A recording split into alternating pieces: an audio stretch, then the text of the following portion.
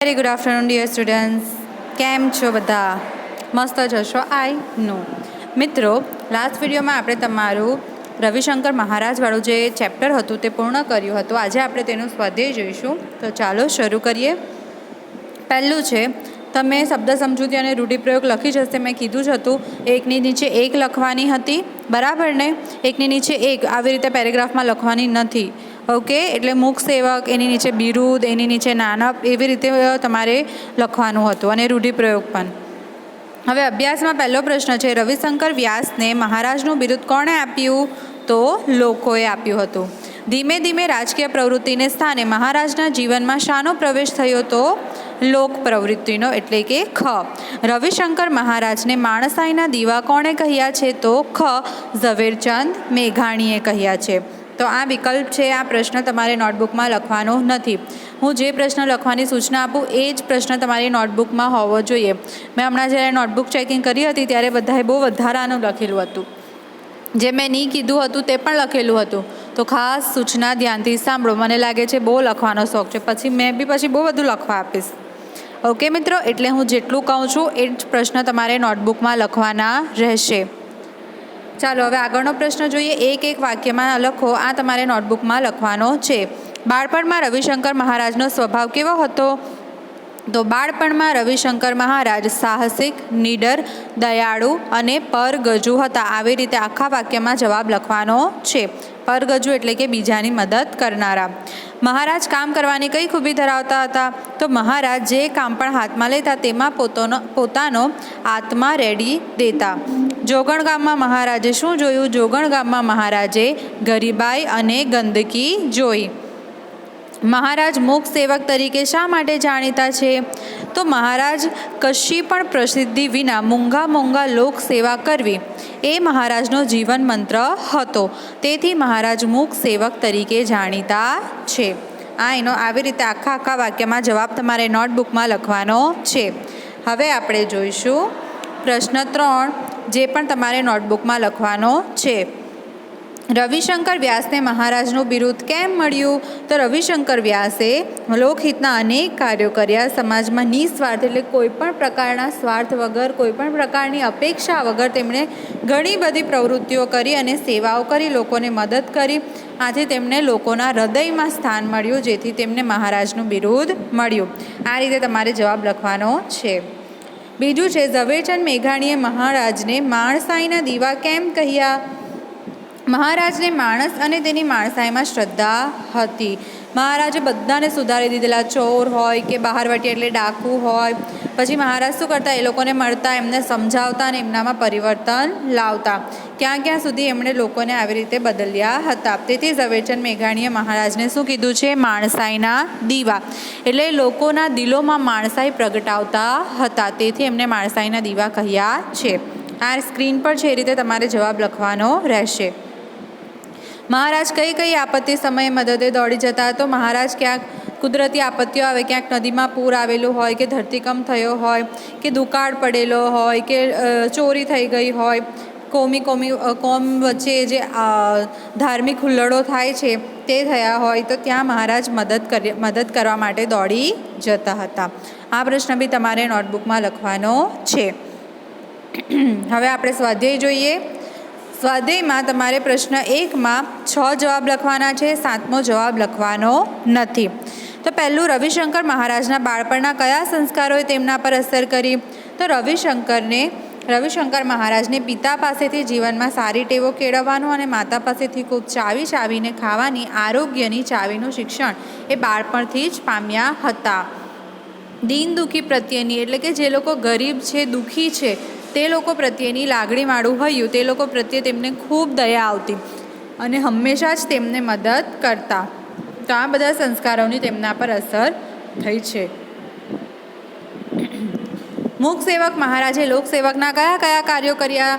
તો મૂક સેવક મહારાજે ગામડે ગામડે જઈને ગંદકી દૂર કરી, પછી ચોરોને એમણે સુધાર્યા, બહારવટિયાઓને સુધાર્યા, પછી કુદરતી આપત્તિ સમયે પણ તેમણે ઘણી મદદ કરી. વરસાદ પડેલો હતો ત્યાં, પછી કોલેરામાં જે ચેપી રોગ ફાટી નીકળેલો હતો ત્યાં પણ તેમણે ખૂબ મદદ કરી, દુકાળ પડેલો ત્યાં પણ તેમણે ખૂબ મદદ કરી, ત્યાર પછી જે કોમી હુલ્લડો થયા હતા અમદાવાદમાં ત્યાં પણ તેમણે ખૂબ મદદ કરી. આ બધામાં જ તેમણે ઘણા બધા સારા સારા કાર્યો કર્યા હતા. રવિશંકર મહારાજના કાર્યોથી સમાજના લોકોને શું લાભ થયો કે સમાજમાં એમણે કેટલું બધું કાર્ય કર્યું, ગરીબાઈ દૂર કરી, ગંદકી દૂર કરી, ત્યાર પછી લોકોને સુધાર્યા. તેમણે જે લોકો ખરાબ કામો કરતા હતા તે લોકોને તેમણે સારા કામો તરફ વાળ્યા. આ બધું જ તેમણે આ બધા લોકોથી સમાજના લોકોએ પ્રેરણા લીધી અને આ બધા સમાજને લાભ થયો. રવિશંકર મહારાજની હિંમતના દર્શન કયા પ્રસંગમાં થાય છે? તો એ જ્યારે અમદાવાદમાં હતા અને કોમી હુલ્લડો થતા હતા. કોમી હુલ્લડો ખૂબ ખતરનાક રીતે ચાલતા હોય છે, બરાબર ને? કાપી હાથમાં તલવાર લઈને એકબીજાની સામે જ ઊભા હોય. હમણાં પેલો એને કાપી નાખે અને બીજા ધર્મવાળાને કાપી નાખે. તો આ સમયમાં કોઈ પણ એવું ન હતું કે જે મદદ કરી શકે, પણ રવિશંકર મહારાજમાં ખૂબ હિંમત, એ ખૂબ નીડર હતા, બરાબર ને? એમના એક સ્વભાવમાં હતો, આપણે જોયું કે ખૂબ નીડર હતા. તો આના લીધે આ પ્રસંગમાં પણ તેઓ મદદ કરવા માટે પહોંચી ગયા, જેનાથી તેમના હિંમતના આપણને દર્શન થાય છે. પછી રવિશંકર મહારાજનો જીવન મંત્ર શું હતો? તો સાદા વસ્ત્રો પહેરવા, સાદું ખાવું, સાદું પીવું અને સાદાઈથી રહેવું એ રવિશંકર મહારાજના જીવન મંત્ર હતો. પછી મહારાજ શબ્દના આપણે જુદા જુદા અર્થ લખવાના છે. તો મહારાજ એટલે કે યજમાન વૃત્તિ કરનાર, ગોર એટલે જે બ્રાહ્મણ આવે છે, આપણે જે શું કહેવાય પંડિતજી આવે છે તેમને બી આપણે મહારાજ કહીએ છીએ તે. પછી રાજાને બી મહારાજ કહીએ, સાધુને બી મહારાજ કહીએ, અને આપણા ઘરમાં જે રસોઈ બનાવે તેમને બી આપણે શું કહીએ? મહારાજ. હવે જે પ્રશ્ન 7 છે એ તમારે કરવાનો નથી. 7મો જવાબ. આ પ્રશ્ન 2 પણ તમારે નોટબુકમાં લખવાનો નથી, ખાસ યાદ રાખજો. ઓકે. પછી આ પ્રશ્ન 3 છે તે તમારે જાતે કરવાનો રહેશે. આમાંથી તમારે અલગ અલગ શબ્દો શોધવાના છે આ કોષ્ટકમાંથી અને એને ક્રમમાં ગોઠવવાના છે. શબ્દકોશને ક્રમમાં ગોઠવવાનો મતલબ શું? ક, ખ, ગ, ગ પ્રમાણે ક્રમમાં ગોઠવવાના છે. પછી ક અને ક બંને પરથી સેમ આવે તો ક, કા, કી પ્રમાણે પહેલાં ગોઠવવાના, આ રીતે. પછી જુઓ, નીચે પ્રશ્ન 4 તમારે નોટબુકમાં લખવાનો નથી. આ જે પ્રશ્ન 3 છે એ તમારે નોટબુકમાં લખવાનો છે. ઓકે. પ્રશ્ન 5, તમે કોઈને મદદરૂપ થયા હોવ તો એ પ્રસંગ વિશે નોંધ લખો. તમે કોઈને નાની અમસ્થી પણ મદદ કરેલી હોય, એકદમ નાનામાં નાની એક પેનની પણ તમે મદદ કરેલી હોય કોઈને, એ પ્રસંગ તમારે નોટબુકમાં લખવાનો છે. ઓકે. એટલે જુઓ, સ્વાધ્યાયનો પ્રશ્ન 1માં 7મો જવાબ નથી કરવાનો, પ્રશ્ન 2 નથી કરવાનો અને પ્રશ્ન 4 નથી કરવાનો. ઓકે. હવે આપણે જોઈએ 6થો પ્રશ્ન. નીચેની પરિસ્થિતિમાં તમે શું કરશો? આ તમારે લખવાનું છે કે તમે રસ્તા પર જતા હોવ અને અકસ્માત થયેલો જુઓ તો તમે શું કરશો? તો આપણે શું કરીશું? ત્યાં ઊભા જોઈશું ખાલી, હે ને? એમ કરીશું. ત્યાં ઊભા જોઈશું, બધાને વાતો કરતા જોઈશું, આપણે પોતે બી ગપ્પા મારીશું, અફવાઓ ફેલાવશું, આ બધું કરશું. ના, આપણે આ બધું નથી કરવાના. આપણે રસ્તા પર જતા હોઈએ અને અકસ્માત થયેલો હોય તો તરત જ પેલા જે વ્યક્તિનો અકસ્માત થયો છે તેને આપણે તરત ઊભા કરીશું, જોઈશું કે તેને કોઈ ઈજા થઈ છે કે નહીં. પછી તરત જ 108ને ફોન કરીશું, તરત એને હોસ્પિટલ લઈ જઈશું. અને આ તો હું કરીશ, બરાબર? તમે શું કરશો એ તમારે લખવાનું છે. રમતા રમતા તમારા મિત્રને ઈજા થાય તો શું કરશું? આપણે બેસીને હસશું, હે ને? એવું જ કરતા હશો તમે, નાના છો એટલે. રમતા રમતા જો આપણા મિત્રને ઈજા થાય તો આપણે તરત જોઈશું કે એને બહુ ઊંડું વાગેલું છે તો દવાખાને લઈ જઈશું. અને જો થોડું ઘણું વાગ્યું હોય તો આપણા ઘરે ફર્સ્ટ એડ બોક્સ હોય ને, તો તેનાથી આપણે એને સાફ કરી દઈશું અને પાટો બી બાંધી દઈશું. પૂર આવે તો ખોટી અફવાઓ ફેલાવશું નહીં અને શાંતિથી ઘરમાં બેસશું અને બીજાને બી, પોતે બી જીવશું ને બીજાને બી જીવવા દઈશું. પૂર આવે તો આપણે આ રીતે કરીશું. કેમ કે પૂરમાં આપણે શું કરી શકવાના, બરાબર ને? પાણી તો આપણે નદીમાં પાછું નથી નાખી શકવાના. તો પછી આપણે શું કરશું? તો આપણે અફવાઓ નહીં ફેલાવશું. પછી ઓછામાં ઓછી જરૂરિયાતો રાખશું, બરાબર ને?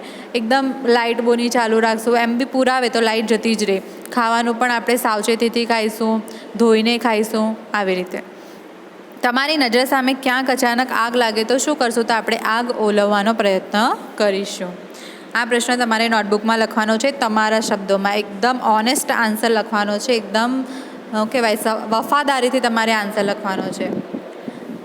જુઓ, હવે નીચેના વિશે 4-5 વાક્ય લખો. આ પ્રશ્ન પણ તમારે નોટબુકમાં લખવાનો છે. પહેલું ફાયર બ્રિગેડ વિશે જુઓ. અહીંયા મેં તમને આપી દીધેલું છે કે ફાયર બ્રિગેડ શું કામ કરે? તો આગ બુઝાવવાનું કામ કરે, જાનહાનિ અટકાવે, આ બધા ફાયર બ્રિગેડનું કામ છે. બીજું 108 એમ્બ્યુલન્સ સર્વિસ, તો કોઈને બી તાત્કાલિક ઇમરજન્સી હોય અને અકસ્માતનો ભોગ બનેલા હોય તો તરત જ 108ને ફોન કરી દેવાનો, તો 108 તરત જ આવી જાય નજીકની હોસ્પિટલમાંથી. પછી છે આપત્તિ વ્યવસ્થાપન કચેરી એટલે કે ડિઝાસ્ટર મેનેજમેન્ટ. આનો મતલબ શું થાય કે જ્યારે કોઈ પણ કુદરતી આફત આવી જાય ત્યારે આપણે ઘણીવાર સમાચારમાં જોયું હશે કે બિહારમાં કે યુપીમાં કશે બી રેલ આવેલી હોય, પૂર આવેલી હોય, તો બધા સરકારી લોકો કામ કરવા માટે નીકળે છે. તો એ સરકારી લોકો જે કામ કરે છે તો એ વિભાગને શું કહેવાય? ડિઝાસ્ટર મેનેજમેન્ટ એટલે કે આપત્તિ વ્યવસ્થાપન કચેરી, કે જે કુદરતી આપત્તિઓ સમયે લોકોને મદદ કરે છે.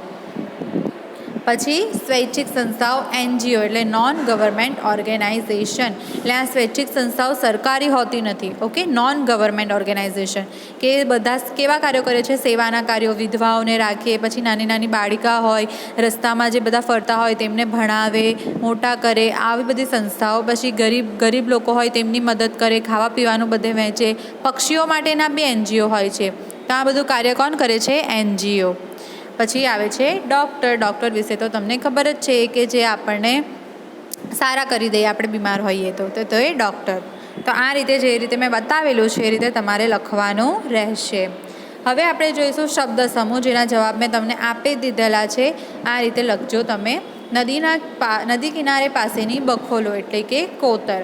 પાણી આવવા જવા માટે બાંધેલો સાંકડો માર્ગ તો ગરનાળું. ઘરની બાજુની દિવાલ તો કરો. કોઈ ખાસ પ્રસંગે પોતાની મેળે સેવા આપનાર તો સ્વયંસેવક. જીવનનું મુખ્ય કર્તવ્ય જીવન ધર્મ. તો મિત્રો આજે આપણે આ સ્વાધ્યાય પણ પૂરું કરી લીધું. જુઓ, અભ્યાસમાં પ્રશ્ન 1 નથી લખવાનો, પ્રશ્ન 2, 3 લખવાના છે. સ્વાધ્યાયમાં પ્રશ્ન 1 લખવાનો છે, જેમાં 7મો જવાબ નથી લખવાનો. પ્રશ્ન 2 નથી લખવાનો. પ્રશ્ન 3 લખવાનો છે. પ્રશ્ન 4 નથી લખવાનો. પ્રશ્ન 5 લખવાનો, 6 લખવાનો, 7 અને 8 આ બંને પણ લખવાના છે. ઓકે મિત્રો, આ બધું તમારે તમારી નોટબુકમાં લખવાનું રહેશે વ્યવસ્થિત રીતે, સારા અક્ષરે. ઓકે, ચાલો હવે આપણે નેક્સ્ટ વિડીયોમાં મળીશું. Thank you.